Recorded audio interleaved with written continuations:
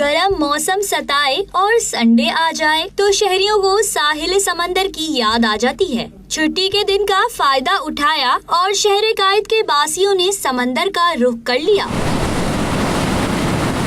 शहरी समंदर की ठंडी लहरों में ऐसे खोए कि गर्मी का एहसास भी खत्म हो गया। घोड़सवारी हो या बाइक की मजेदार राइड, बच्चे बड़े सभी ने खूब मजा लूटा।